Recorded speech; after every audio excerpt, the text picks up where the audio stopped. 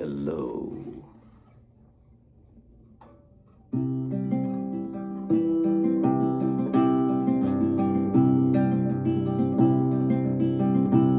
Sa isang kulungang bakalay, may taong malungkot umiiyak.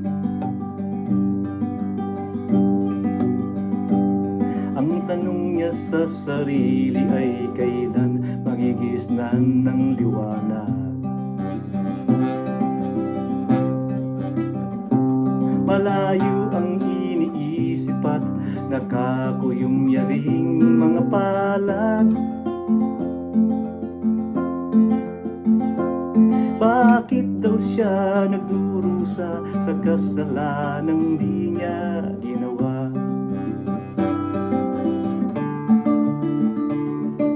Kahapon lamang ay kapiling niya kanyang asawa at anak. Namumuhay ng tahimik sa isang munting tahanang may tuwa. Ang kaligayahan ay tinutol ng isang paratang sa kanya.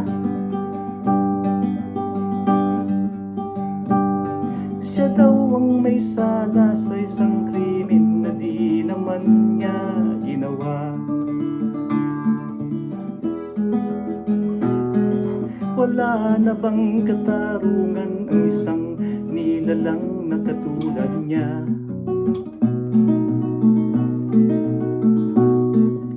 Ibang pangtulad niya ang magdurusa ng walang kasalanan. Di ba't ang batas natin pantay-pantay, walang mahirap mayaman? Bakit marami ang nagdurusang mga walang kasalanan? Mga ilang araw na lamang haharapin na niya ang bitayan. Paano niya isisigaw na siya'y sadyang walang kasalanan? Tanging ang Diyos lamang ang isang saksi at siyang nakakaalam. Diyos na rin ang siyang bahalang maningil kung sinong may kasalanan. Dumating na ang araw, haharapin na niya kanyang kamatayan. Sa isang upuang bakal na kay dami ng buhay na inutang.